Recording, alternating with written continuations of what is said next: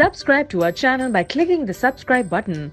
Click the bell button and enjoy the latest uploads from our channel. Last fall, the Pew Research Center released one of its periodic typologies of the American electorate, identifying the demographic and ideological fissures both within and between the two parties. The two most conservative factions within the Republican Party were familiar types. The first, and largest, core conservatives, holds doctrinaire positions on everything. This group is financially comfortable, and overwhelmingly supports smaller government, lower corporate tax rates and believes in the fairness of the nation's economic system, and also expresses a positive view of U.S. involvement in the global economy. This is the conservatism of Paul Ryan. Another group, Country First Conservatives, is older and less educated than other Republican-leaning typology groups, and has more populist and isolationist views. They are highly critical of immigrants and deeply wary of U.S. global involvement, and most likely to believe if America is too open to people from all over the world, we risk losing our identity as a nation. Which of these two groups do you think registered higher support for Donald Trump? The Country First Conservatives, right? Well, no. 93% of core conservatives approved of Trump's job performance, as opposed to 84% of Country First conservatives. The most ideologically pure conservatives are Trumpier than the nativist and isolationist ones. The waning months of the Republican primary campaign in 2016 devolved into a contest between Trump and the purity of conservative doctrine. Ted Cruz, the last candidate standing against Trump, represented the latter, and enjoyed the vocal support of most of the organized conservative movement. Cruz called Trump a fake conservative. Rick Perry had termed him a cancer on conservatism.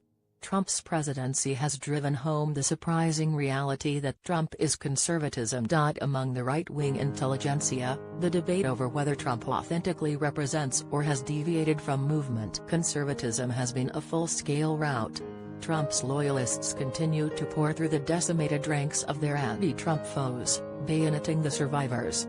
Here is Emerald Robinson in The American Spectator mocking low testosterone, dilettantish never-Trumpers. Here is Town Hall's Kurt Schlichter berating the dwindling band of bow-tied nimrods. Perhaps the most useful tools for identifying the fissures in the party's ranks are questions related to the Mueller investigation and the rule of law. These have become, for the moment, the most reliable test of one's loyalty to Trump as opposed to abstract principles of democracy and the rule of law. The voter study group recently asked a battery of questions.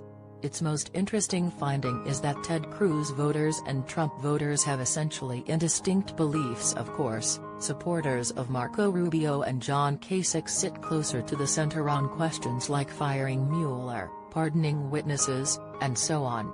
The more conservative you are, the more you support Trump's absolute right to overpower the investigation into his campaign. Conservatism has become a reliable proxy for enlistment in the Trump cult of personality. Another Pew survey, from June, identified the same ideological cleavage.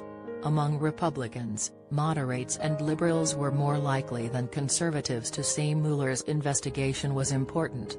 No such ideological division appeared among Democrats. Yet another Pew survey, this one from April, got at the dynamic in another way.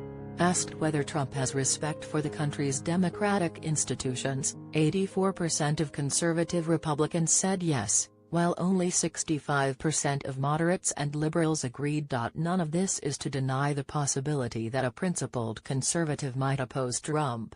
On the contrary, it is perfectly consistent to support smaller government, traditional social values, and so on while maintaining one's bedrock belief in democracy and the rule of law. Anti-Trump conservatives have not lost an argument.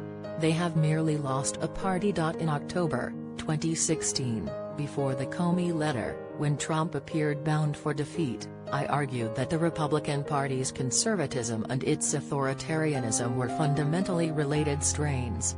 Anti-government conservatives had long feared that democracy would facilitate the many to confiscate the resources of the few. Meanwhile,